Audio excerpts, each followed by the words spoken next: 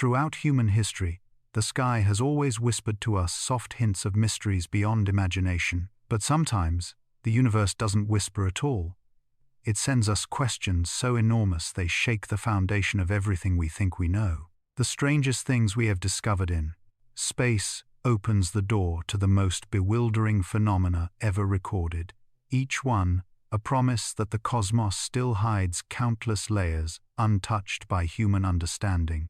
Share your thoughts in the comments. Every perspective is a star in this grand map of discovery. And our journey begins with a process. Single sound. A mysterious radio signal that feels like both a calling and the quiet sigh of the universe itself. There are moments in the history of science when the universe seems to lean closer. Moments when the silence breaks. Moments when the cosmos lifts a finger to its lips, and instead of offering answers, it offers a riddle. The strange radio signal detected on August 15, 1977, the infamous "wow" signal, is one such riddle. A brief whisper in the static, a 72-second pulse that arrived from the direction of Sagittarius, burned 30 times brighter than the cosmic background, and then vanished forever. Even now, decades later, when astronomers speak of it, they lower their voices slightly, as though recounting a dream that feels real but dissolves when touched. Where did that signal come from? This is the first question that haunts anyone who looks at the original data. A narrow band spike at 1,420 MHz, the hydrogen liner frequency. Many scientists believe any intelligent civilization might naturally choose as a universal channel. Hydrogen is the most abundant element in the universe. Its spectral line, a simple, elegant frequency, is like a shared alphabet written into the bones of creation. Carl Sagan once said, "If we ever receive a message from another civilization, it will likely be built upon the language of nature itself." And this signal, whatever it was, felt eerily like that kind of language. Precise, deliberate, clean. But why 30 times stronger than the cosmic noise? Why so sharp, so narrow, so unlike any natural radio emission we know? In astronomy, nature rarely draws such thin lines. Natural sources broaden and spill, like ink soaking through paper.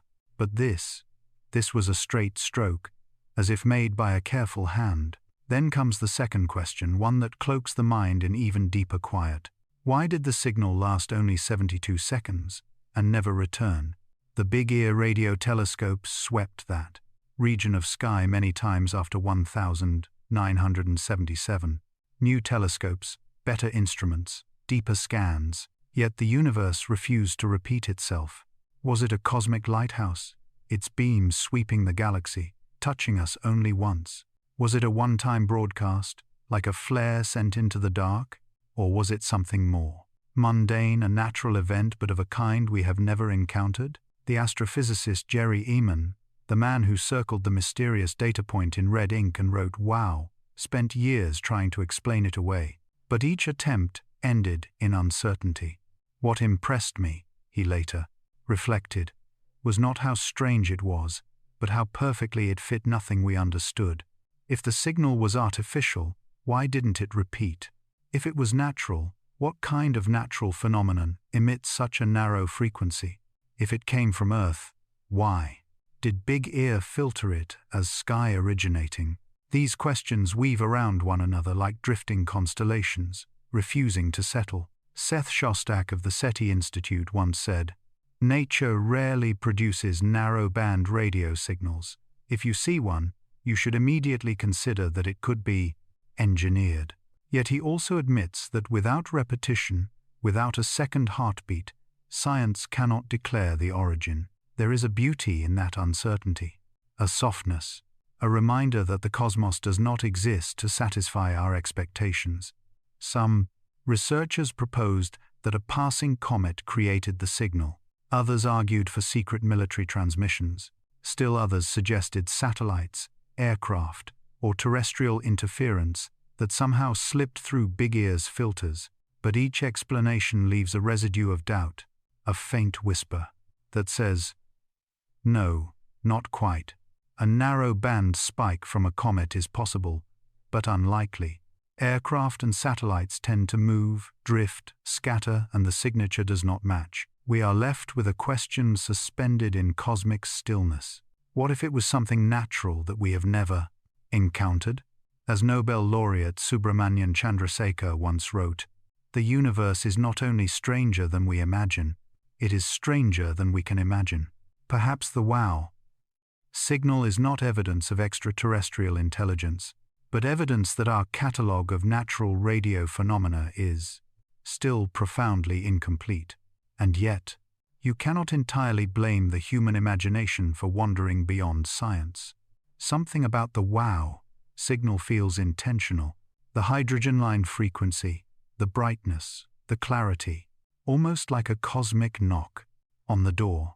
When I reflect on this event, I find myself drifting into the rhythm of contemplation, floating quietly between logic and wonder, between skepticism and possibility.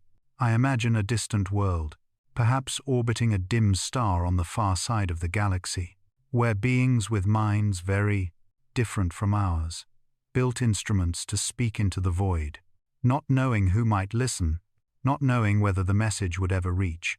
And perhaps, as their signal grazed the Earth in 1977, someone on their world looked to their own sky and whispered, "Did anyone hear us?"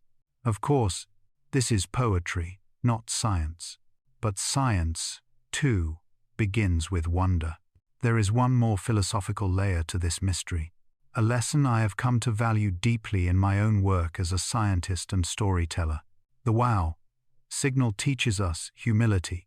It teaches us that even in an era of space telescopes, particle accelerators, gravitational wave detectors, and billion-dollar observatories, the universe can still surprise us, still confuse us, still hold up a mirror and ask, "How much do you really know?" This is why Einstein said, "The most beautiful thing we can experience is the mysterious." Because mystery is not an obstacle, it is an invitation. The wow signal is exactly that. An invitation written in the ink of hydrogen, sent across light years, arriving for less than 2 minutes, and leaving behind a lifetime of questions. If you listen closely, there is something meditative about this entire story. A slow unfolding, a drifting sensation, like watching dust float through a beam of afternoon sunlight. The cosmos has a rhythm, and the wow signal feels like a single note, played softly on a cosmic instrument, once and once only. As I think about its origin, I am reminded that not all knowledge must arrive quickly, not all puzzles must be solved immediately. Some truths take decades, some take centuries, some may never fully unravel. And that is part of their beauty.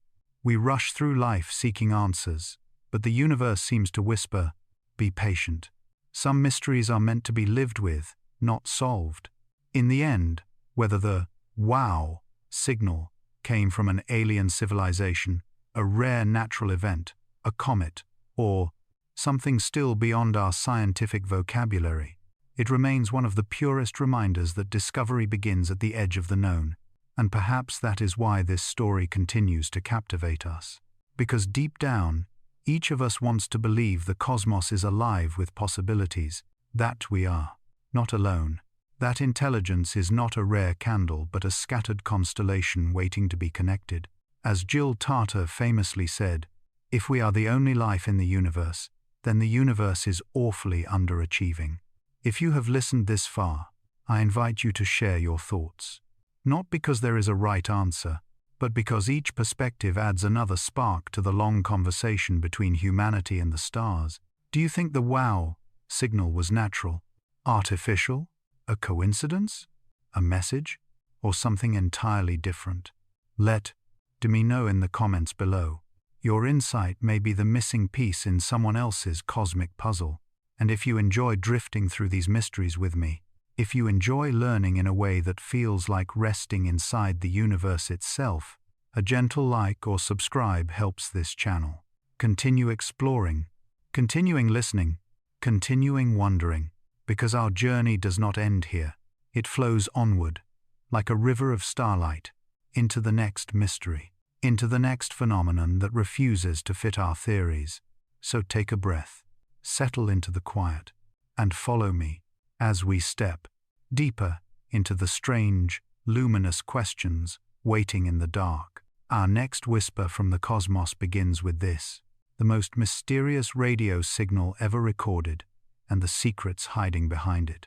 There are stars that shine with quiet certainty, their light steady and predictable like the slow pulse of the universe.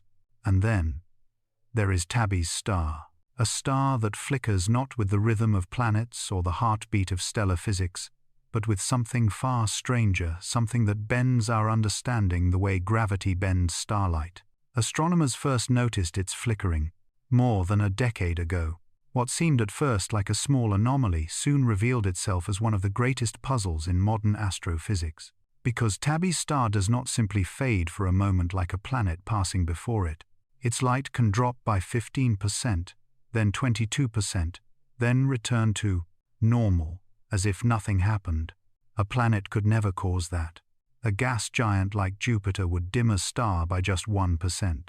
To block 22% of the light would require something large as a star, yet somehow less dense, less structured, less obedient to known laws. The star sits 1,470 light-years away, its glow arriving after wandering through the dark for longer than human civilization has existed. But even across that gulf, its strangeness reaches us, as if the star itself is whispering to anyone willing to listen, "I am not what you think I am."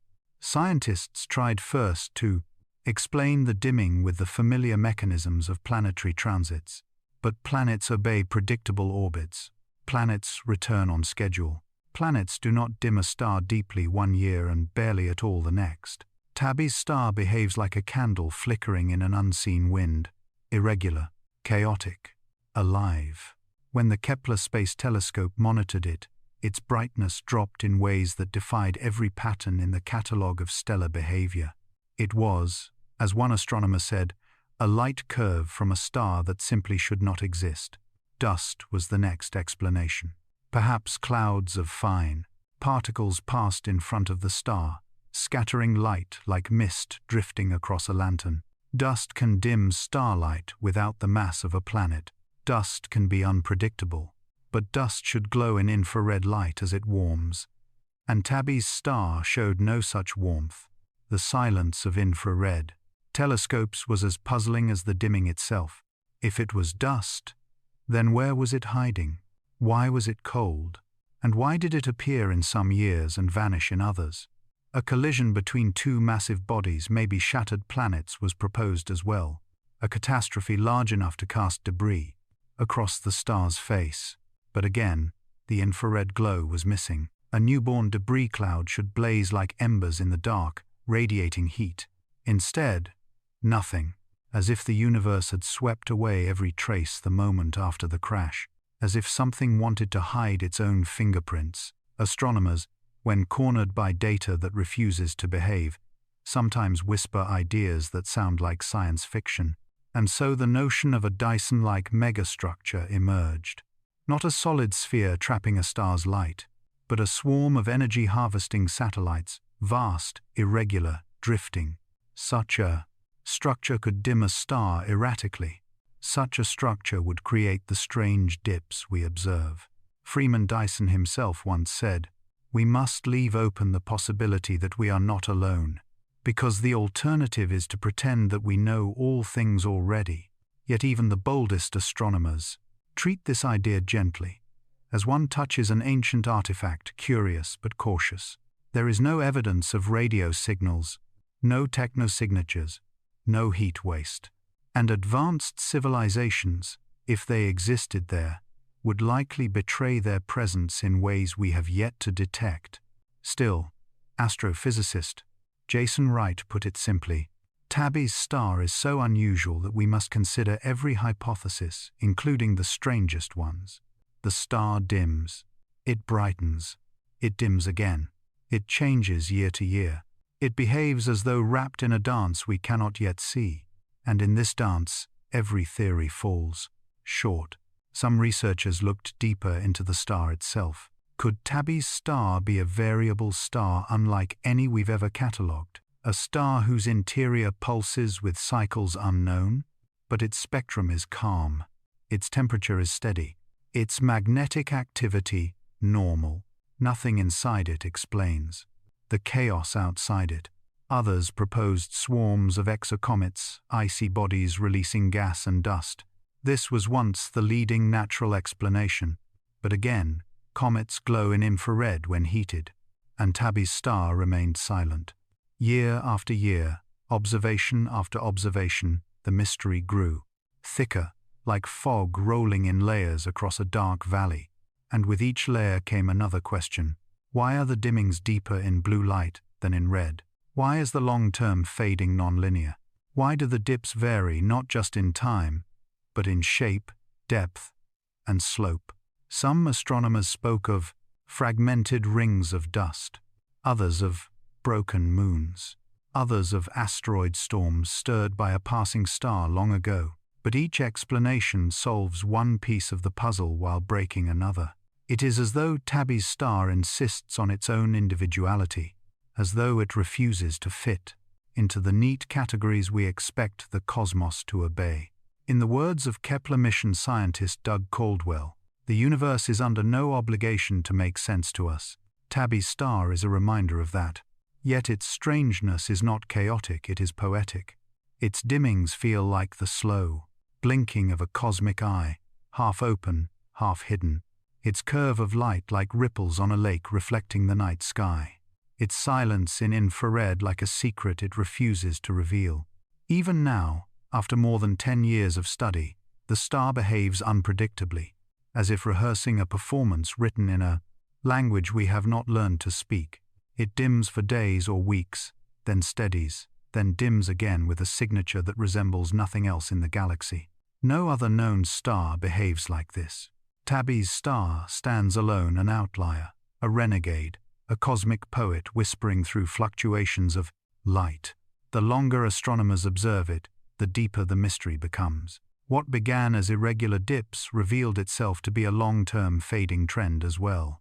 The star slowly grows dimmer over decades, as though entering a twilight unknown to stellar evolution models. Harvard astronomer Avi Loeb once said, "When you encounter something unique, the first question must be, is it truly natural? Or are we witnessing something beyond?" Loeb does not claim aliens. No reputable scientist asserts that outright. But they do agree Tabby's star is one of the most compelling puzzles in modern astronomy. Because so far, every natural explanation fails in some critical way. And every attempt to solve one part of the mystery creates another.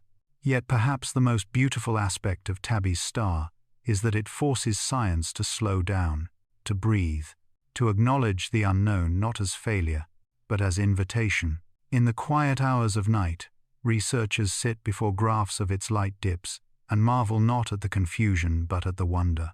This is how progress begins, not with certainty, but with awe. Science grows through mysteries like this. It expands by confronting stars that do not behave. It deepens when we encounter patterns that do not fit our theories. Tabby's star is not just an anomaly. It is a teacher, a reminder that the universe still holds secrets vast enough to humble every equation we write. And so researchers continue observing. They monitor it with ground-based telescopes, with space observatories, with instruments sensitive to wavelengths we barely understood a century ago. They collect the faintest hints of color change, the smallest deviations in brightness. Every data point a footstep toward understanding, every dimming a message, every silence a clue. Perhaps someday we will decode its behavior. Perhaps advanced models of dust dynamics will reveal a new kind of debris cloud. Perhaps future infrared telescopes will detect faint heat we cannot see yet.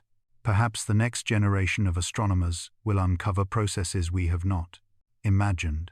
Or perhaps Tabby's star will remain forever a cosmic enigma, a star that reminds us the universe is not a solved puzzle, but an ever-unfolding poem. In the end, Tabby's star is more than a scientific anomaly.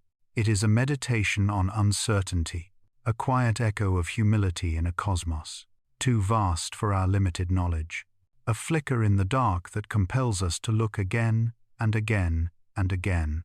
And maybe, as we watch its light rise and fall across years and decades, we are not just studying a star. We are listening to the universe breathe. We are learning to sit with mystery. We are remembering that science is not merely the conquest of knowledge, it is the art of wonder. Tabby's star dims.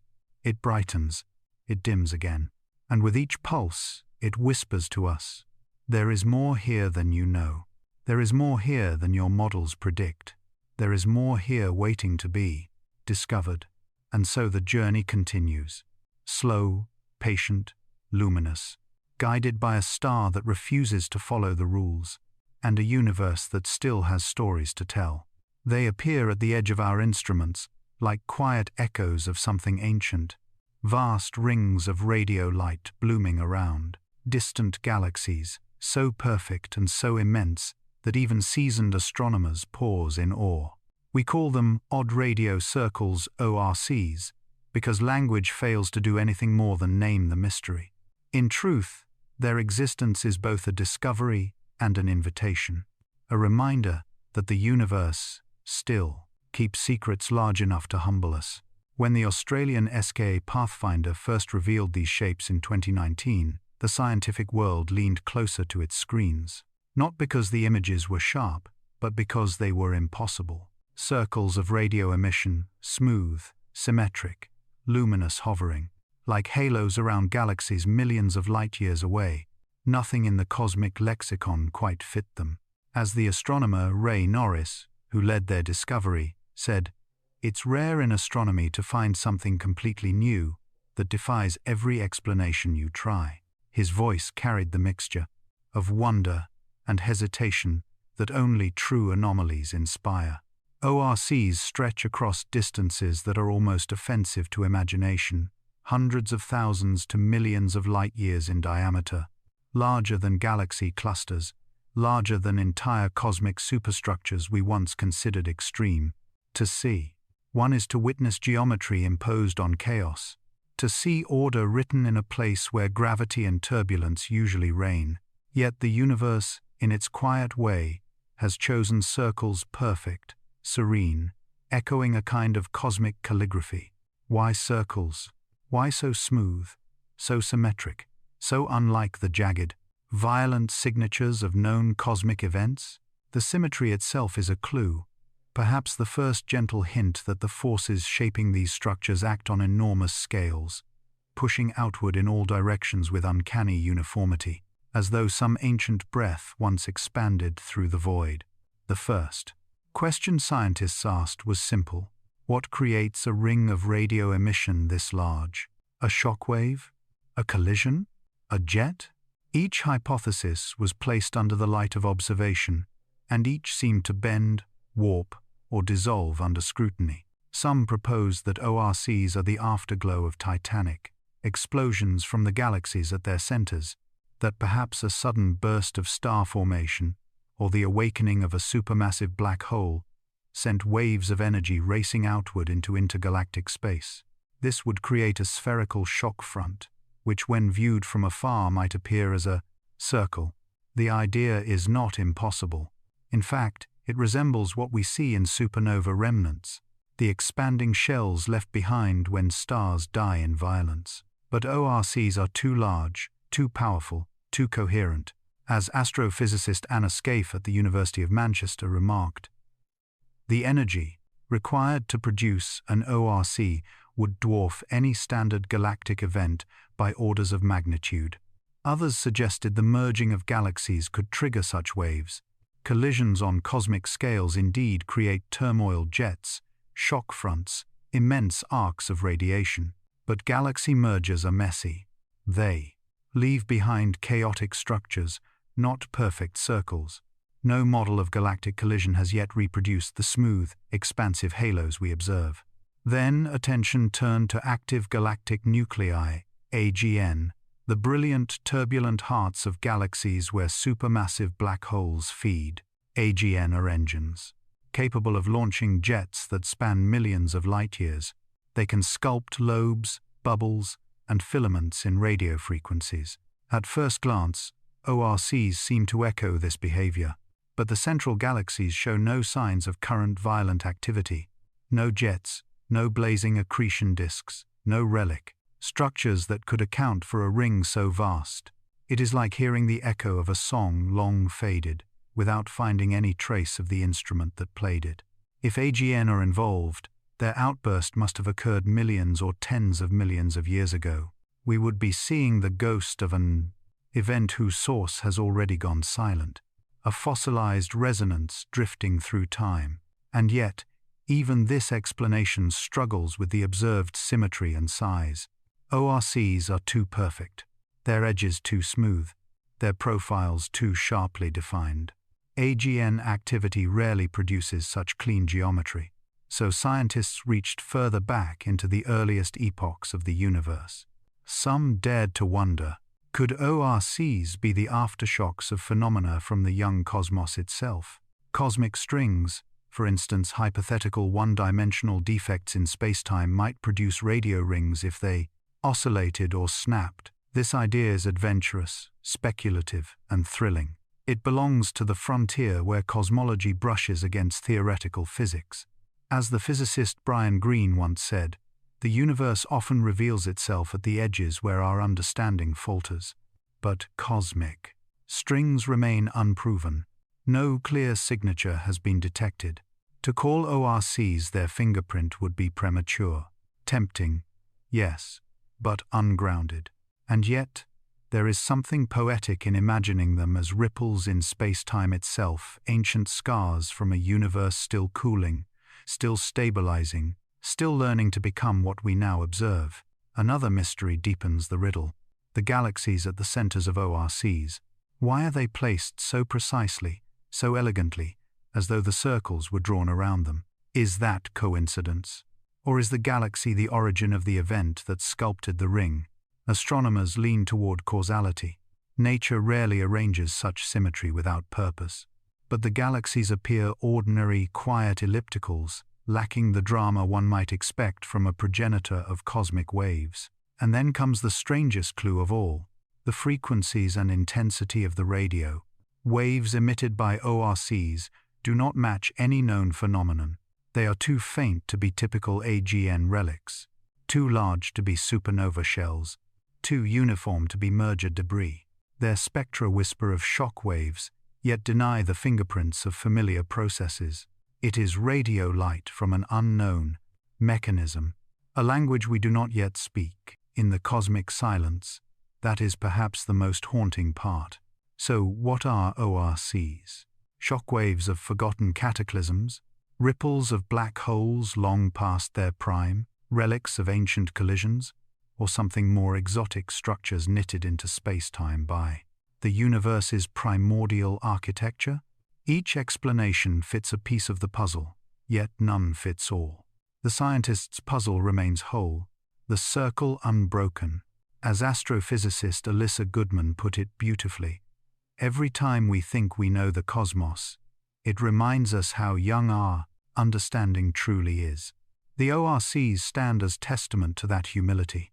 They are cosmic mandalas, symbols glowing softly at the edge of perception, reminding us that knowledge is always incomplete, that wonder is always invited.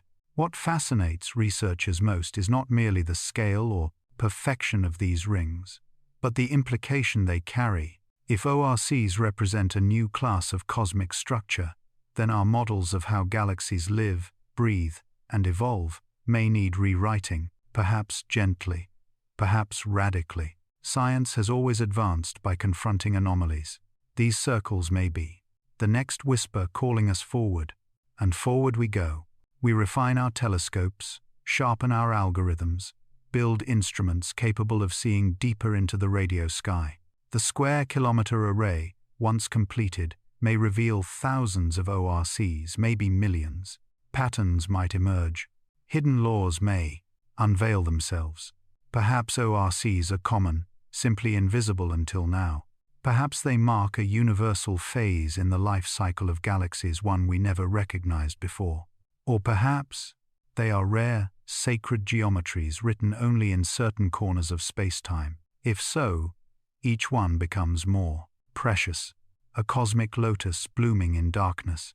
As we meditate on their form, the universe seems to lean closer, like a storyteller preparing to speak. And we, small beings on a small world, listen with instruments made from silicon and stardust. We are learning its grammar, one mysterious circle at a time.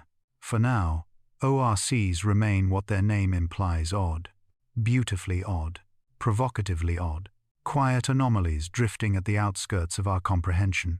And in their silence, they say to us, look again, look deeper, there is more than you believe. In that sense, ORCs are less a mystery and more a message, an invitation from the universe to continue asking, searching, wondering. They are not errors in our instruments, but expansions of our imagination, not threats to our theories, but gateways to better ones. Somewhere, wrapped in their radio halos, lies the next chapter of cosmic understanding. Perhaps when we decipher their origin, we will also uncover something deeper about the galaxies that birthed them, the space that surrounds them, or the universe that shaped them. Until then, they remain circles hovering in the cosmic night, luminous questions, waiting patiently for answers. And maybe that is the most beautiful thing about them. The farther we look into the universe, the more it behaves like a quiet riddle whispered across billions of years, a place where light drifts like memory, and where structure itself sometimes grows beyond the limits our theories believe possible. Among the most disorienting discoveries of this century are two colossal formations, the giant arc and the Big Ring. They hang at the edge of our cosmic understanding like ancient murals painted on the fabric of space-time, silent, immense, and utterly indifferent to the rules we once thought were firm. Astronomers found the giant arc first a curved stretch of galaxies spanning 3.3 billion light-years, a length so vast that if a beam of light began its journey at one end during the rise of multicellular life on Earth, it would still be traveling toward the other end. Today, soon after, in the same celestial neighborhood, they discovered the Big Ring, another enormous formation, roughly 1.3 billion light-years across, a circle of galaxies arranged with uncanny symmetry, hovering at the same distance from us, around 9.2 billion light-years away. Two titanic structures, side by side, as if the universe was leaving a coded message in plain sight. To many astronomers, this pairing feels almost theatrical, a cosmic duet existing exactly where our models tell us it shouldn't. As Dr. Alexia Lopez, the scientist who discovered both structures, remarked, "These are not just oddities, they are challenges thrown directly at the standard model of cosmology." Her words echo through the community because they strike at something fundamental. The cosmological principle, the belief that the universe, on large scales, is roughly uniform and isotropic is not merely an assumption. It is the backbone of the LCDM model, the foundation upon which modern cosmology rests. Yet the giant arc alone is nearly 3 times larger than theory allows. Gravity, according to current simulations, simply has not had enough time since the Big Bang to weave matter into something so enormous. And then the universe doubled down with the Big Ring, symmetrical, coherent, and calmly sitting right beside the arc, like 2 strokes of a brush from an unseen artist. This is no small crack in theory. It is a fracture line glowing under the pressure of something we do not yet understand. Some researchers initially suggested coincidence, a statistical mirage born from our tendency to find patterns where none exist. After all, humans have always been adept at seeing shapes in clouds, constellations in random stars, stories in chaos. But the probability calculations tell a different tale. The giant arc has a chance alignment probability of about 1 in 6,000. The Big Ring's alignment probability is even lower, and the chance that both structures appear side by side at the same distance is so vanishingly small that it forces us to confront an uncomfortable truth. Either our models are incomplete, or the universe is far less obedient than we have imagined. In the words of cosmologist George Ellis, nature is under no obligation to fit our expectations. And here, in this silent patch of ancient space, it seems to be reminding us of that fact with a gentle but undeniable firmness. The LCDM model, our reliable framework of dark matter, dark energy, and cosmic expansion, predicts that structures should not exceed roughly 1.2 billion light-years. This limit emerges from gravitational growth simulations, which show how matter clumps and filaments stretch under the slow dance of cosmic evolution. But the giant arc laughs at this boundary. It stretches nearly 3 times beyond the permissible scale. As Nobel laureate Subrahmanyan Chandrasekhar once wrote, "When theory and observation collide, one must yield, and it is never the universe." His words feel prophetic now. If these structures are real, and every analysis so far says they are, then what mechanism carved them into existence? What hand shaped them across billions of years?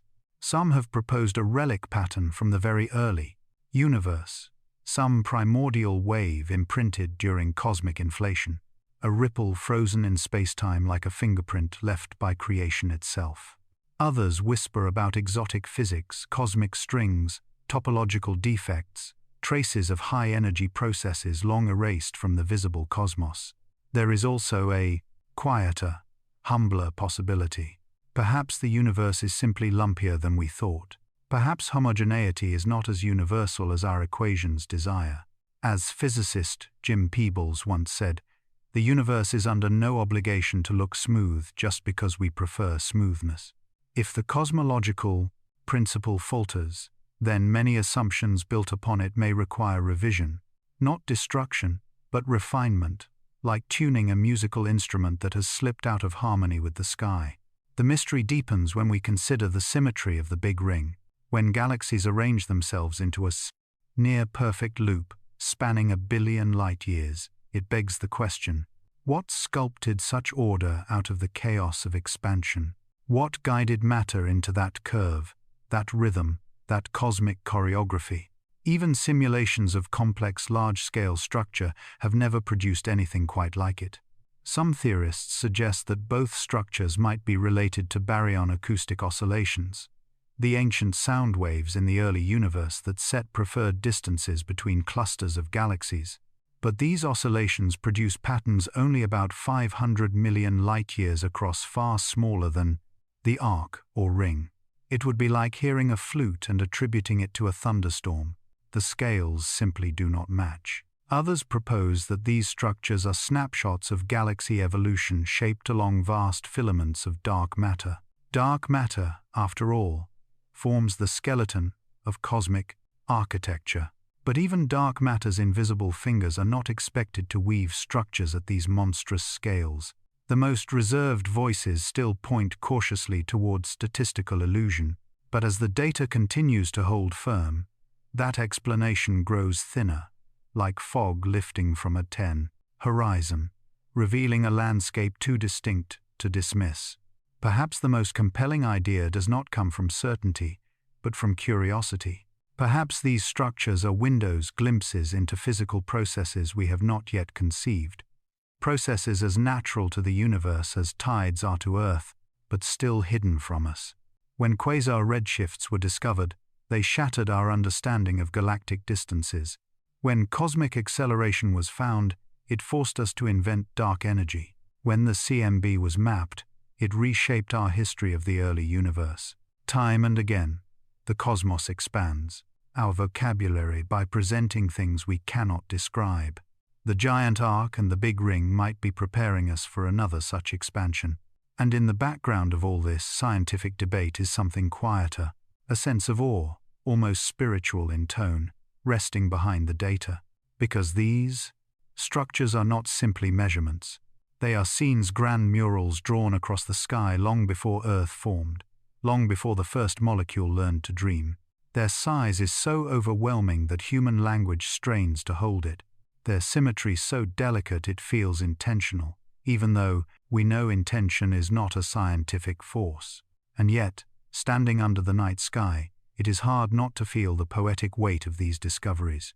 The giant arc feels like a cosmic horizon line, the big ring like an ancient halo, both suspended in the dark like symbols from a lost alphabet of creation. As Carl Sagan said, "We are a way for the universe to know itself." And perhaps these discoveries are part of that self-recognition. Moments when the cosmos reveals pieces of its hidden autobiography to the only creatures capable of reading it. So what are we left with? A theory, stretched to its limits. A pair of structures too vast to ignore. A sense that the universe is once again inviting us to ask better questions. Because that is what it always does. Each anomaly is not a threat, but a doorway. Each impossibility, a whisper urging us toward deeper understanding. As we move forward, astronomers will continue to test these structures with better surveys, deeper maps, and more refined statistical tools. Perhaps new data will soften the mystery, or perhaps it will sharpen it into something undeniable. Either way, the pursuit is worth the journey. For in trying to understand these colossal shapes, we are ultimately trying to understand our place within them. And somewhere, 9.2 billion light-years away, the giant arc and the big ring continue their silent vigil, not asking to be solved, not demanding attention, simply existing vast, serene, and patient. They have already waited billions of years for us to notice. They can wait a little longer for us to understand.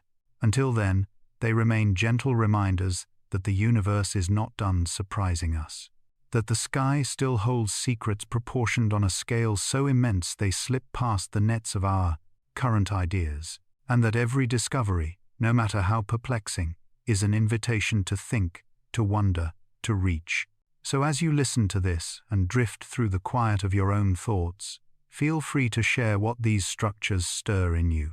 Do they feel like patterns, or poetry, or something in between? Leave your reflections below, and together we'll continue wandering through these cosmic riddles.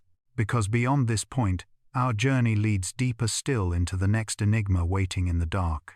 They call it the Boötes void, a cavern of darkness so vast that it defies the imagination, a silent chamber carved into the cosmic web where galaxies should shimmer like notes in a celestial symphony, yet only a handful appear, like lanterns lost in a boundless night. When astronomers first traced its contours in 1981, they felt as though they had stumbled into the universe's forgotten room, a place where creation seemed to hesitate, where the cosmos paused its brushstroke and left an unfinished canvas hanging in space.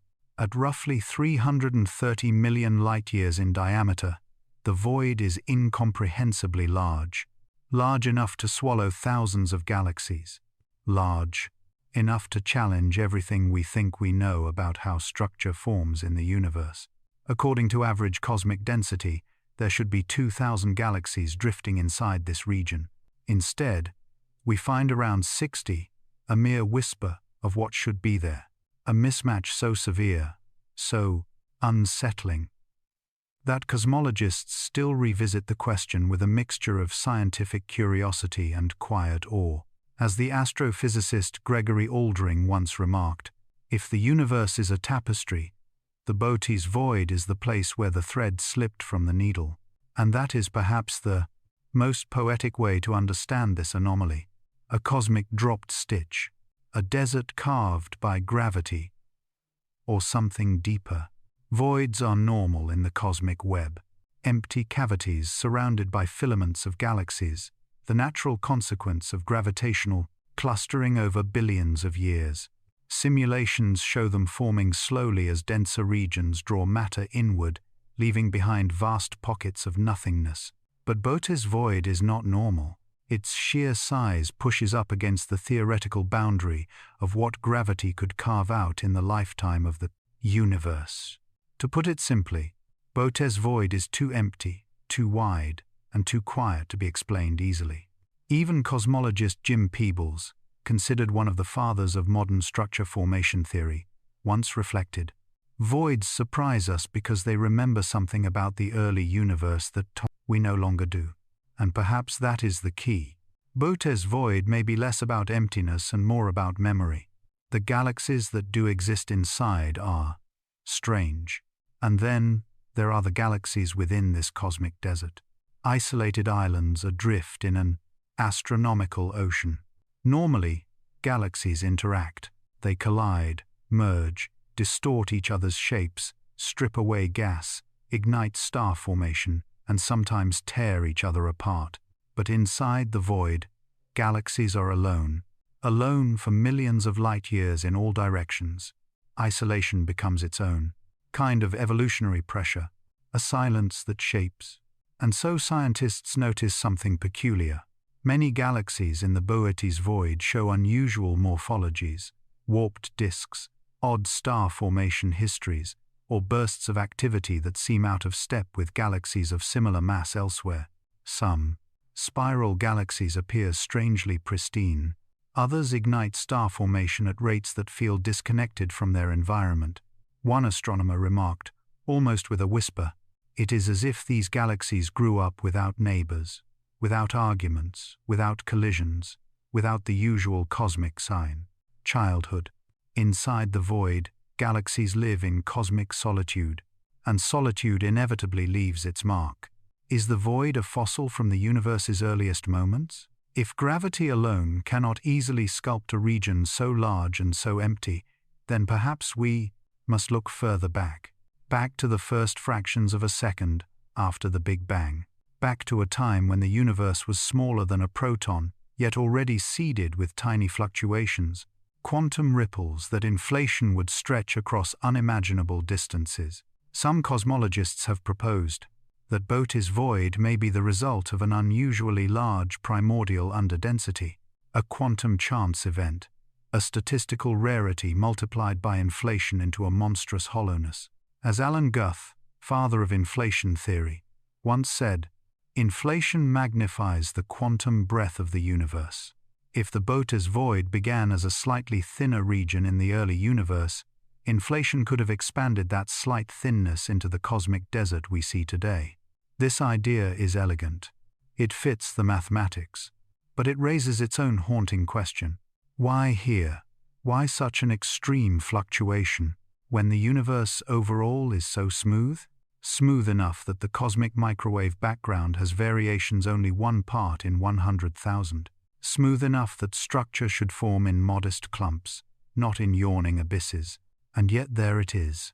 A region so empty it feels intentional, like a pause in the universe's breathing. Does the Boötes void challenge the cosmological principle?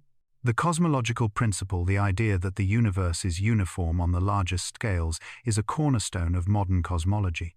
Galaxies should spread evenly over hundreds of millions of light years.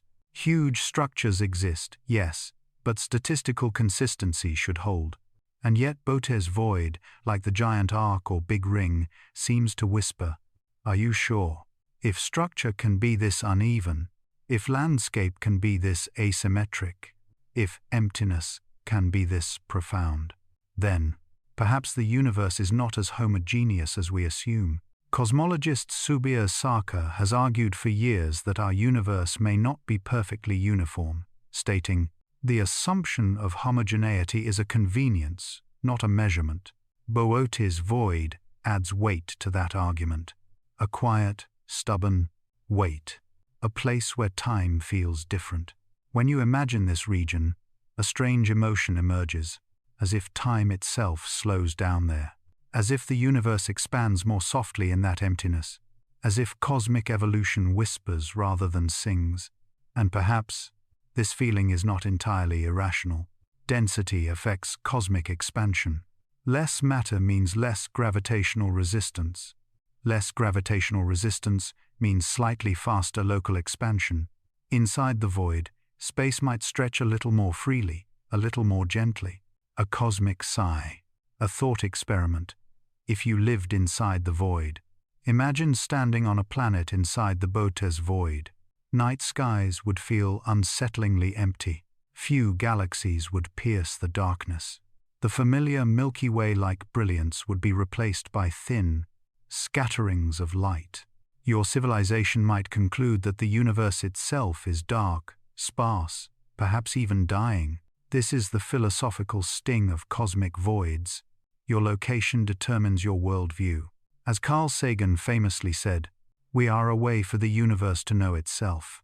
But if you lived in the Boötes void, the universe would know itself differently, with more silence than song, more distance than connection.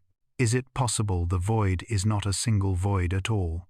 Some researchers propose that Boötes void is actually a network of multiple overlapping voids, stitched together like bubbles merging in a cosmic foam. That what appears as one monolithic emptiness is really a combination of smaller emptinesses. This idea softens the anomaly. It brings the phenomenon closer to what simulations predict, but the stitching is too clean, the boundaries too smooth, the emptiness too consistent. It still feels like something singular, something that deserves its own name and its own contemplation. The void as a mirror for ourselves. Perhaps the Boötes void is more than a scientific puzzle. Perhaps it is a metaphor woven into the fabric of reality, a reminder that emptiness is as essential to the universe as matter, that silence shapes sound, that darkness gives meaning to light. In meditation, silence is not absence, it is presence, presence of possibility, presence of awareness, presence of the space in which insight arises. The Boötes void is the universe meditating, a cosmic breath, a pause, a stillness carved into billions of light years of expanding space. And in that stillness, we sense something profound. What the void ultimately teaches us. The universe is not uniform, not simple, not obedient to our expectations. It is a place where chance can carve a desert the size of a supercluster, where galaxies can grow up in loneliness, where quantum ripples can echo across cosmic epochs, where emptiness becomes a teacher. In the words of astrophysicist Ethan Siegel, every anomaly is a doorway, and every doorway leads to a deeper universe. The Boötes void is one such doorway, a reminder that the cosmos is vast not only in size but in mystery, that what we call nothing may hold the deepest clues of all, that even in silence the universe speaks, and perhaps it is waiting for us to listen, slowly, gently, with the same patience that sculpted this impossible emptiness across 330 million light-years of night. The first time cosmologists mapped the faint afterglow of the Big Bang, they expected to find a universe smooth as silk, a quiet, evenly lit canvas stretching across the sky. But there, hidden within the soft microwave haze, lay an imperfection, a strangely colder patch nearly 10 degrees wide, a bruise in the cosmic light, a silence inside the primordial whisper. At first, it seemed like noise, a blemish caused by the instruments of the Wilkinson microwave anisotropy probe. But when Planck, with its sharper eyes and deeper sensitivity, returned the same image, the bruise became real. The cold spot was no illusion, it was a message. Cosmologist George Efstathiou once said, "The cold spot is one of the most significant anomalies in the entire CMB map. It begs for an explanation we do not yet possess, and indeed, every explanation we have offered feels like a hand groping in the dark, touching truth but never fully closing around it.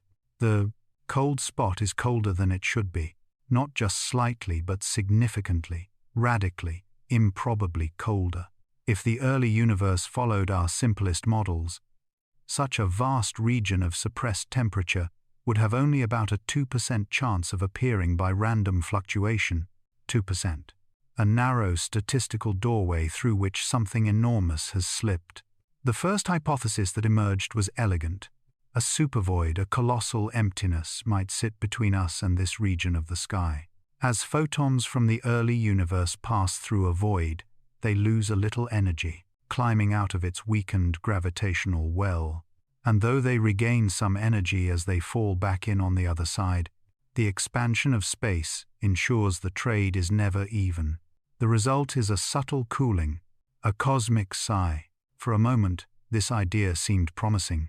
Astronomers scanned the region with galaxy surveys, and yes, they found a void. A large one, vast enough to darken any map of matter distribution. But as the calculations deepened, something unsettling became clear. The void was not nearly big enough to account for the full coldness of the spot. Its influence was a ripple, not a tidal wave. As Matthew Collis famously remarked, the supervoid explanation is attractive, but the numbers simply refuse to obey. Nature, with its cold honesty, does not bend to convenience, so the cold spot remained, a wound in the ancient light. Then came the boldest idea, a whisper, from theoretical cosmology's more adventurous corners. What if the cold spot is not merely a ripple in our universe, but a scar left behind by contact with another one? In certain inflationary models, our universe is just one bubble among many, a foam of universes expanding in the great sea of the multiverse. If two bubbles collide, they do not pass through one another silently. They leave bruises, circular imprints, temperature shifts in the cosmic microwave background. The shape of the cold spot, its radial profile, its seemingly coherent structure, these features inspired some to ask whether we are staring at the cosmic equivalent of a fingerprint, a remnant from a moment when our universe brushed against another realm of space and time. The physicist Laura Mersini Houghton famously said, "If the cold spot is real, it may be the first observational evidence of a multiverse." A bold claim, a dangerous claim, yet one that refuses to fade away, because no simpler explanation has dethroned it. Still, the scientific mind must remain humble, must drift slowly, patiently between possibilities. Perhaps the cold spot is simply a statistical fluke, a rare configuration of primordial density that happens to exist in our one universe among the many universes we could have drawn from the quantum lottery. 2% is not zero. Unlikely is not impossible. But if it is only statistics, why does it feel so large, so sharp, so lonely against the smoothness of the cosmic sky? Why does it resemble intention, or at least structure, when randomness should be shapeless? The cold spot sits in a region of the sky called Eridanus, a river in ancient mythology, a river said to carry souls. Perhaps it is fitting, for this cold river of microwave light carries something like memory, a memory of a universe younger than any dream, a universe still trembling from the violence of its birth. Every attempt to explain the anomaly brings us closer to its beauty, and further into the maze. A supervoid, too small, a multiversal bruise too bold, a random fluctuation too improbable. Each theory opens a door, but behind each door is another corridor, and at the end of each corridor, the same cold circle waits. To understand the cold spot, we must revisit the cosmic microwave background itself, the oldest light we will ever see. Its photons began their journey 380,000 years after the universe ignited, before stars existed, before galaxies assembled, before darkness learned how to glow. This light is not merely old, it is the afterimage of creation, the fossil of fire. And so, any imperfection woven into it is a message from the beginning. The cold spot is one such imperfection, a message whose meaning we do not yet speak. Perhaps the anomaly tells us our cosmological principle. The comforting idea that the universe is uniform on the largest scales is flawed. Perhaps the universe has favored directions, preferred patterns, regions where the early density field took a different path. If so, the cold spot may be the first bruise in a much larger truth, a truth about how structure forms at the grandest scales, about how the universe chooses to arrange itself. But even this explanation feels partial, incomplete, like a verse missing its final line. There is a silent poetry in anomalies. They force us to pause, to breathe, to remember that the cosmos is not obliged to match our equations. When theory and observation conflict, the universe is always right, and the cold spot stands as a gentle, chilling reminder of this. The astronomer Subir Sarkar once said, "In every anomaly lies the seed of a revolution," and perhaps he is right. Perhaps the cold spot is such a seed, a spark waiting for the right theory, the right mind, the right moment. The beauty of this mystery is not in its solution, but in its invitation. It invites us to wonder, to dream, to question the smoothness of our maps and the certainty of our models. Perhaps one day, a new satellite, a new algorithm, a new theoretical breakthrough will reveal the truth. Perhaps the cold spot will become the Rosetta Stone of cosmology, a clue that unlocks the next great shift in our understanding of reality. Or perhaps it will remain what it is today, a quiet bruise in the first light of the universe, a chill in the cosmic dawn, a reminder that even in the most ancient and uniform radiation, mystery endures. And maybe that is enough. The universe does not need to give us all its answers, only enough to keep us searching.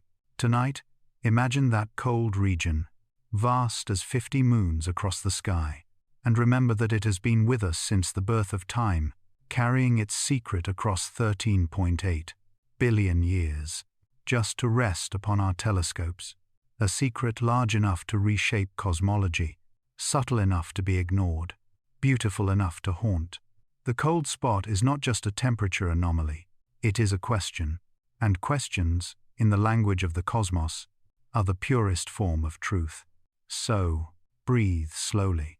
Let your thoughts drift like photons across expanding space, and carry with you the quiet wonder that somewhere, imprinted in the oldest light, the universe left behind a riddle, a soft, cold whisper from the dawn of everything.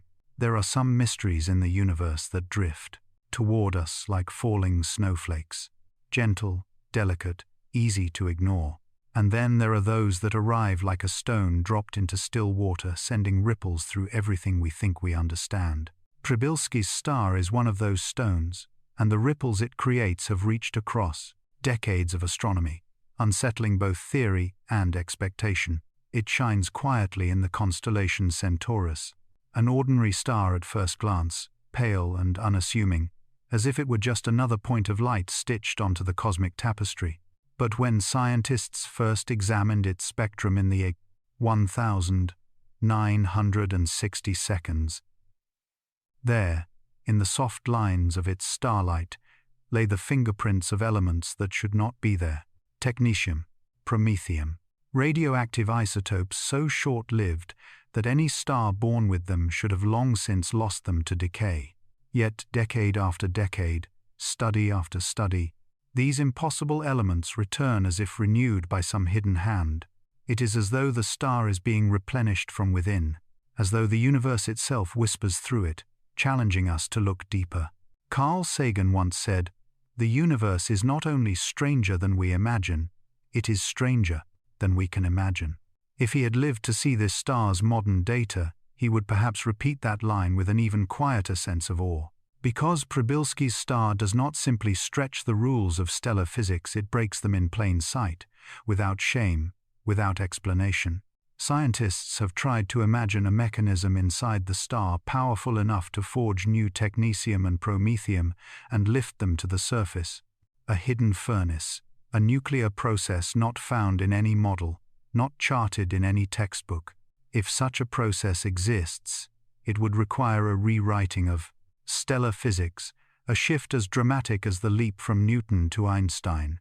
Astrophysicist John Cowan once reflected, "Stars are poems of physics, often written in dialects we have yet to learn." And in that spirit, Przybylski's star feels almost like a poem written in an entirely foreign star's script. But when we trace the mathematics of its interior, when we run simulations of temperature, pressure, and reaction chains, nothing fits. The star is not hot enough, dense enough, or turbulent enough to explain what we see. The universe simply smiles back at our confusion. So, scientists look elsewhere, toward the legendary island of stability, a theoretical haven in the nuclear landscape where super-heavy elements far beyond anything found naturally on Earth might survive long enough to shape chemistry in ways we cannot yet imagine. Some physicists believe Przybylski's star may be full of these massive, exotic nuclei, invisible to our instruments, but slowly decaying into the technetium and promethium we detect. If true, This star would be a natural laboratory for physics, centuries ahead of us. Glenn Seaborg, who helped discover many transuranic elements, famously said, "If nature has created superheavy elements, they will be found in the hearts of stars." Perhaps this is one of those hearts. Others imagine a companion star that we cannot see, a white dwarf leaking exotic material onto Przybylski's star, or a small neutron star drifting just close enough to dust its atmosphere with nuclear debris. The image is haunting two stars locked in a slow, invisible dance, one shedding fragments of its strange existence onto the other. But the measurements show no wobble, no gravitational tug, no whisper of a partner's orbit. The star stands alone, self-contained, as if guarding its secret with quiet dignity. Then there remains the idea that the error is not in the star but in us, that our models are incomplete, our interpretations flawed, our assumptions too narrow for a universe that refuses to be predictable. Richard Feynman reminded us that it is much more interesting to live, not knowing, than to have answers which might be wrong. And Przybylski's star embodies this philosophy. It forces us to sit with uncertainty, to respect it, to recognize it as a doorway rather than a failure. Perhaps the chemistry of stars is more fluid than we believed. Perhaps our understanding of spectral analysis is missing a crucial piece. Perhaps we are misreading the universe's handwriting. What deepens the mystery is that the star contains not just radioactive elements, but rare earth elements, holmium, europium, dysprosium, at abundances, wildly beyond anything in our Sunday. It is as though someone spilled the periodic table across its surface, scattering exotic elements like glitter on a dark sea. The more carefully we study it, the more impossible it becomes. This is not the chemistry of a normal star. It is the chemistry of something other, something that feels almost alien in the purest scientific sense. Astronomers who gather at conferences fall silent whenever its data appears. A stillness enters the room, the kind that comes when human understanding brushes up against its own limits. There is awe in that silence, but also humility, because the star seems to stand at the border of known physics, like a lighthouse pulsing from the far edge of what we can explain. And perhaps that is why Przybylski's star matters so much. Mysteries like this are not obstacles. They are engines. They push us to imagine more, to question more, to step beyond the comfortable borders of our current knowledge. Sarah Seeger once said, "Each strange observation is a gift. It tells us where to look next." Przybylski's star is a gift wrapped in enigma. It tells us to look inward, outward, deeper, higher. It tells us the cosmos is not finished teaching us. Imagine its light traveling across 370 light-years of darkness to reach us, carrying with it the signature of impossible isotopes, the echo of physics not yet discovered, the quiet defiance of a star that refuses to fit any pattern. It arrives like a message, tucked inside a beam of starlight, asking nothing, explaining nothing, simply existing. We observe, we measure, we theorize, and yet the truth stays just beyond our reach, drifting ahead of us like a lantern on a dark cosmic road. Perhaps the universe designed some mysteries not to be solved quickly, but to be lived with, pondered, returned to again and again as our tools improve and our minds expand. Przybylski's star reminds us of that. It reminds us that the universe is still wild, that not everything has been mapped, that the cosmos remains a place of wonder where the impossible sometimes sits quietly in plain view. And as it continues to shine steadfast, unchanged, unbothered by our confusion, it stands as a gentle reminder that science is not the cataloguing of answers, but the devotion to curiosity. Long after telescopes fall silent and theories are revised, this star will still be there, shimmering with its impossible chemistry, whispering softly across the void that there is still more to learn, more to question, more to feel. It will still carry its mystery, wrapped in light, waiting for the day humanity grows wise enough to understand what it has been trying to tell us.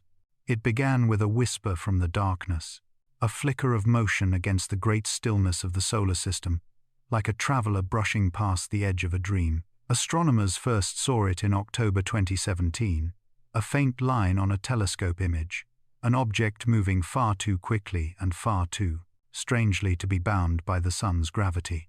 They named it Oumuamua, the scout, the messenger from afar, as if the cosmos itself had reached out a hand and left a calling card at our doorstep. What made this visitor unforgettable was not merely its origin, but its behavior, its shape, its refusal to fit into any category science had prepared. It was as if a piece of another star's story had drifted into ours, carrying riddles carved into its very form. The universe, in moments like this, feels almost alive, as if it bends close and asks quietly, "Are you paying attention?" When researchers reconstructed the way Oumuamua reflected sunlight, they found something perplexing. The object seemed extraordinarily elongated, perhaps 10 times longer than it was wide, though some models favored the opposite. A flat, disc-like shape, thin as a page and spinning like a silver leaf in the void. Harvard astronomer Avi Loeb once reflected, "Nature doesn't usually make pencils or pancakes in space. When it does, we should wonder why," and scientists wondered indeed. If Oumuamua was a shard from some shattered world, torn away by the tides of a dying star, then its shape might be a frozen accident of cosmic violence. But if it was thin, really thin, then its shape might not be an accident at all. Some designs occur in nature, others occur in engineering, yet the oddities did not end with its geometry. As it passed through the inner solar system, Oumuamua did something even stranger. It changed speed. Not dramatically, not wildly, just a subtle, persistent push, a gentle acceleration away from the sun, as if carried by an invisible breeze. Comets do this when they warm and release jets of gas, but Oumuamua expelled nothing, no tail, no shimmer, no breath of vapor detectable by even the finest instruments we had pointed toward it. NASA's Karen Meech summarized it simply, "Something pushed it, something we couldn't see." So the question drifted across astronomy like a faint echo. If not gas, then what? What force whispers to an object and urges it forward without revealing itself? Some suggested that the answer lay in the sun's own light. Photons, tiny packets of energy, exert a delicate pressure. Small, but not zero. If Oumuamua were thin enough, wide enough, light enough, it could accelerate. Like a solar sail, the same technology humans dream of using for interstellar travel. And if the universe had built such an object naturally, it would be a wonder. If someone else built it well, that would be a different kind of wonder entirely. Avi Loeb stirred global debate with the idea, insisting, when you eliminate the impossible, whatever remains, however improbable, must be considered. He did not claim aliens. He claimed the dignity of the question. Others countered with equally imaginative natural explanations. Perhaps Oumuamua was made of hydrogen ice. Hydrogen would sublimate without a visible tail, giving thrust without a trace. Or perhaps nitrogen ice, chipped from the surface of a Pluto-like world shattered in some ancient collision. But these models faced their own puzzles. Hydrogen ice would evaporate long before reaching our solar system. Nitrogen ice would require a population of shattered worlds far beyond what our theories allow. The debate swirled gently, like dust in a sunbeam. Science is often portrayed as cold, but here it felt more like poetry, a community of minds staring into the dark, searching for meaning in the faint glow of a passing traveler. And still the strangeness continued. Oumuamua tumbled chaotically, as if balancing on the edge between order and disorder. Its surface glowed red, weathered by cosmic rays from ages spent drifting between stars. It reflected sunlight in a way that no object in our solar system quite matches. And perhaps most mysteriously of all, it left us almost as soon as it arrived. For only 11 days did we truly see it. 11 days where telescopes across Earth strained to catch a glimpse. After that, it grew too faint, too distant, too swift. Like a stranger in a crowd whose face you remember but cannot describe, It slipped through our fingers. A few weeks later, it was gone forever, on a path leading back into the darkness from which it came. American astrophysicist Natalie Starkey once said, "Space doesn't send us souvenirs, it sends us challenges." Oumuamua was exactly that, a challenge carved in silence. It forced scientists to question what normal means. It reminded us that our solar system is not a sealed garden but a crossroads. Objects wander between stars. Stories drift. Worlds break and scatter their pieces through the galaxy like seeds. Oumuamua may have been one such seed, or perhaps a message, depending on how generous our imagination wishes to be. There is a soft truth hiding beneath the scientific debate. Whenever we witness something the universe has crafted but we cannot explain, a certain humility rises in us. It reminds us that our instruments are young, our theories are provisional, our imagination, even at its boldest, is still small before the ancient, indifferent grandeur of the cosmos. Yet humility is not defeat. It is an open door. Oumuamua invited us to widen that door, to imagine interstellar objects not as rare visitors but as common travelers, to prepare better, faster, more sensitive telescopes to catch the next one. And indeed, when the second interstellar object, comet Borisov, arrived in 2019, we were ready. It was unmistakably natural, unmistakably cometary, its tail bright and ordinary. Borisov was a reassurance. Oumuamua was a mystery.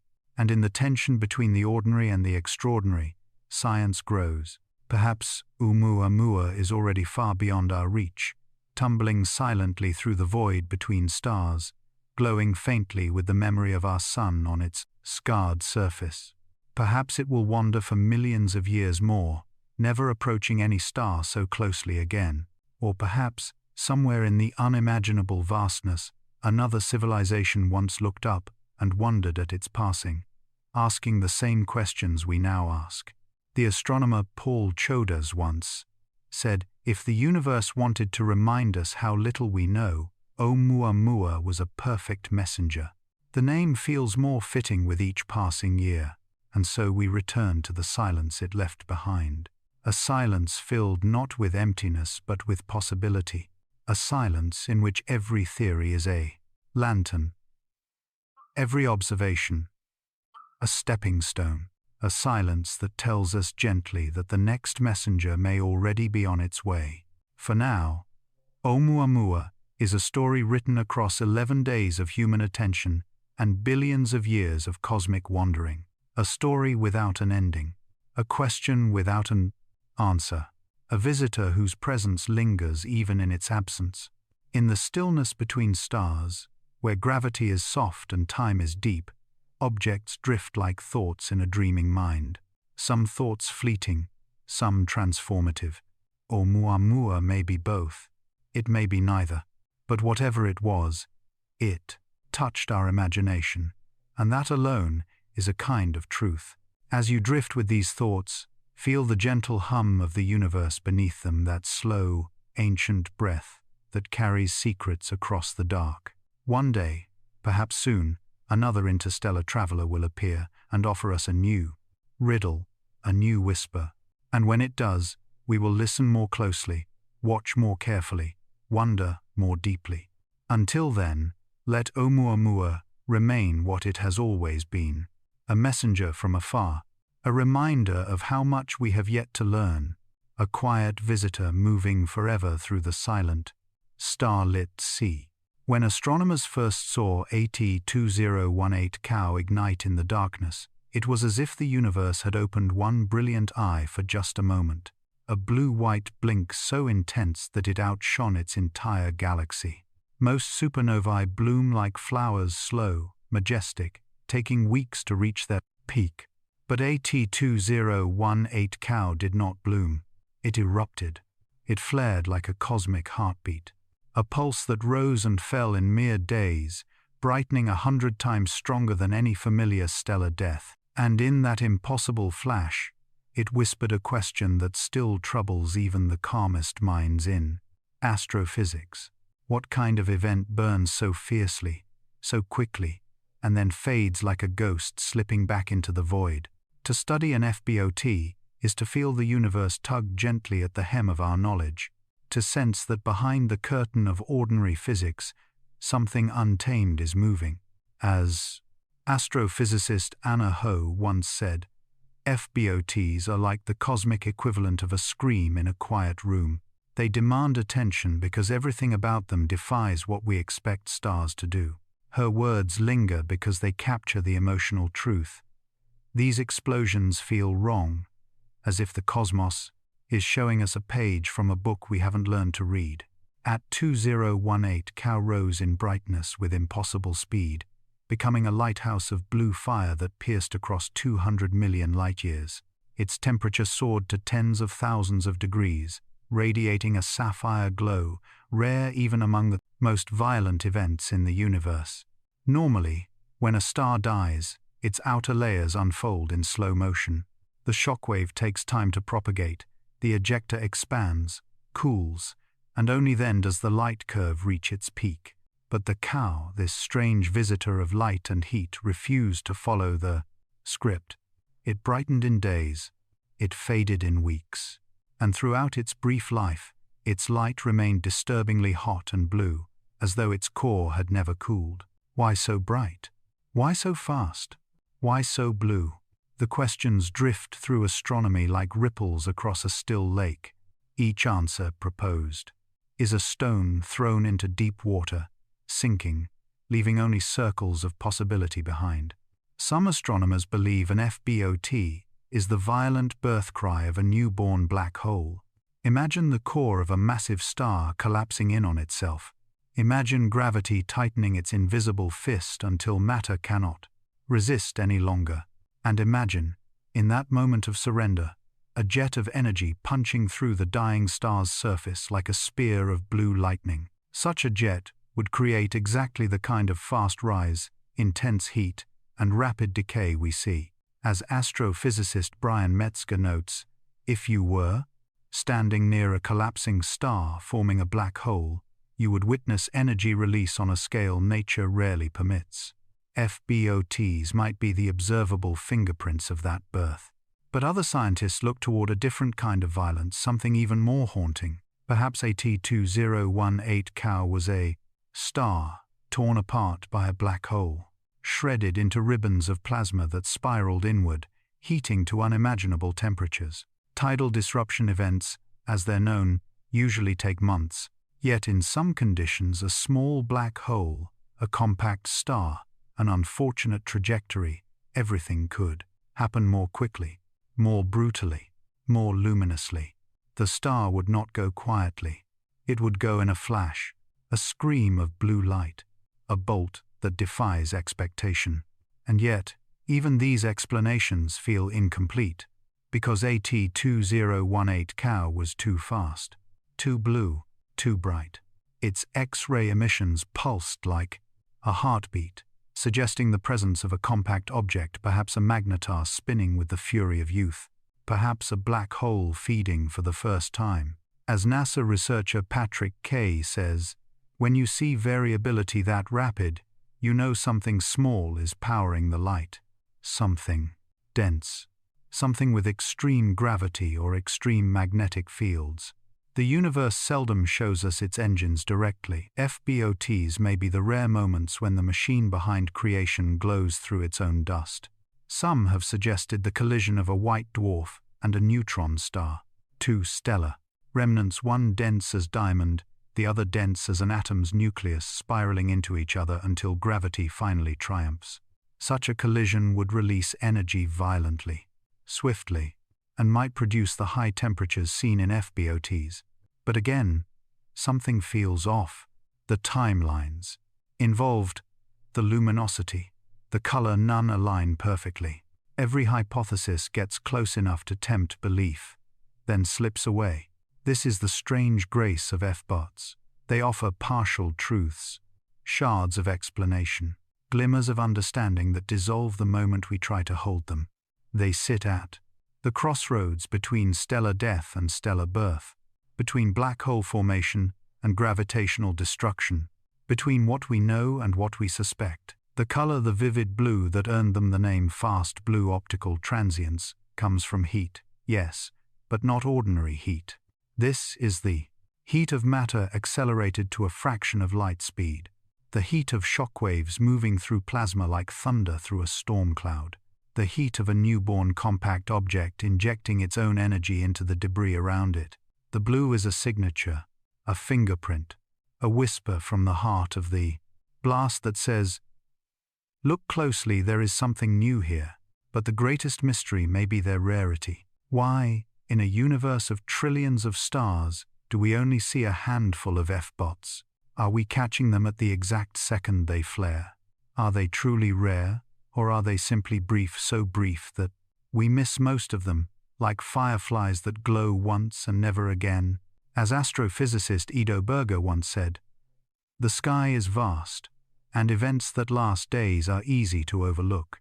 F-bots may be common, but their lives are so short that only our most vigilant instruments ever notice them. It is a humbling thought. Perhaps the cosmos erupts in blue fire all the time, but our human windows, our telescopes, our schedules, our demands for long-lived data rarely align with those fleeting bursts. The cow, the camel, the koala, nicknames given to other F-bots that have followed, form a small constellation of confusion in modern astronomy. Their properties echo each other, but every event adds a twist. One shows more radio emission, one hides in dust, one cools too slowly, one cools too fast. It's as if each burst is a different verse of the same cosmic poem, written in a language we are only beginning to decipher, and perhaps that is why they touch us at a deeper level than ordinary supernovae. Supernovae are majestic but predictable. They are the slow, dignified endings of stars that lived long and died according to rules we understand. FBOTs are something else. They feel alive. They feel impulsive. They feel intentional, even though they are not. They behave like cosmic emotions, flaring without warning, burning with impossible intensity, fading before we grasp their meaning. In their blue light, there is something almost human, a brilliance too brief, a passion too fierce, a mystery too deep to categorize. So astronomers continue to watch, to listen, to wait for the next blue flash on the horizon of the observable universe. We refine our theories. We build better telescopes. We widen the nets with which we gather photons from the past. With each new FBOT, we hope for a clue, just one clear signature that could tie the pieces together. A spectrum that reveals a jet, a radio pulse that hints at a magnetar, a light curve that aligns with neutron star disruption. We do not yet have the answers, but we have the questions, and sometimes the questions are more illuminating than the solutions. Because FBOTs remind us that the universe still holds surprises, that cosmic order is threaded with wildness, that even after centuries of observation, the night sky can still erupt in ways that leave us breathless. They remind us that our models are approximations, not truths, that our theories are stepping stones, not destinations. As Carl Sagan once wrote, "Somewhere, something incredible is waiting to be known," and FBOTs may be that something, blazing briefly across the dark canvas of time. So, if you ever feel the universe is quiet, remember the cow. Remember its blue fire calling across 200 million years. Remember that above our small world, stars are dying, collapsing, colliding, and being reborn in ways we struggle to imagine. And somewhere out there, in a galaxy we have not yet mapped, another F-bot may already be rising. A flash so bright, so blue, so impossibly fast, that when its light finally reaches us, it will again rewrite what we think we know. Until then, we watch, we wonder, we drift through the silence between galaxies like travelers moving through a cosmic meditation. And in that silence, these explosions, these fast, blue, optical transients, become not just scientific puzzles, but reminders that the universe is alive with mysteries, and that our curiosity is the bridge connecting us to its deepest, brightest truths. In the quiet reaches of the cosmos, There are stars that shine not with brilliance, but with questions. Ancient suns whose light carries the weight of nearly 14 billion years of history. Among them, one stands apart like a lone elder sitting at the edge of time, the Methuselah star, HD 140283, a wanderer so old that its age seems to spill beyond the boundaries of the universe itself. It is a paradox wrapped in starlight, a whisper that perhaps the universe is older than we think, or that the rules we use to measure reality are incomplete. As astronomer Howard Bond once remarked, some stars are not just old, they are storytellers from epochs we cannot yet imagine. The problem is simple to state yet profound in meaning. Based on our best measurements, this star appears to be 14 billion years old, yet the universe, according to the cosmic microwave background and the LCDM model, is 13.8 billion years old. A child cannot be older than its parent. A star cannot precede the universe that gave birth to it. And so, a single number, an age slightly too large, opens a crack in the armor of modern cosmology. Through that crack, uncertainty flows. Through that crack, curiosity blooms. Scientists have spent decades trying to understand how this single star slipped through the fingers of theory. Perhaps, they say, the distance estimate is off. If the star is closer or farther than we think, its brightness changes, and brightness is the key to its age. The Gaia mission improved the parallax measurement, pulling the star just slightly younger, but not enough. The challenge remains. As astrophysicist Jim Peebles once said, precision sometimes reveals not clarity, but new mysteries. And so it is with Methuselah. Every refinement sharpens the paradox. Some argue that the models of stellar evolution must be questioned. Stars burn hydrogen, fuse helium, and climb predictable paths across the Hertzsprung-Russell diagram. But low metallicity stars, those born from the earliest breaths of the cosmos, may behave in ways we do not yet fully understand. The Methuselah star contains remarkably little iron, almost 250 times less than the Sun. It is a relic forged in a universe young and raw, when heavy elements were scarce. But even such purity of composition cannot explain a lifespan longer than the universe itself. The numbers still strain, still resist, still whisper of an age too great. Others point deeper toward the foundations of cosmology. Is the age of the universe wrong? Could dark energy behave differently than we think? Is there an unknown factor, subtle yet powerful, woven into the expansion history of space-time? Nobel laureate Adam Rees once noted, "Every anomaly is a door. The question is whether it opens into a small closet or into a new wing of physics entirely." Methuselah may be such a door, a star whose very existence challenges the Big Bang's crisp timeline. And yet, the universe is patient. It invites us not to leap to conclusions, but to listen, to sit with uncertainty the way one sits beneath a night sky, letting the silence settle around the mind. Perhaps the answer lies in quantum fluctuations during the earliest instants, shaping regions of the universe differently. Perhaps it lies in neutrino physics, or unseen interactions, that subtly alter stellar lifetimes. Perhaps the star formed from primordial gas, enriched by the very first generation of stars, those massive titans that lived fast and died young. Perhaps. In science, perhaps is not weakness, it is an opening. It is where discovery begins. When we look at Methuselah, we are not simply measuring a star.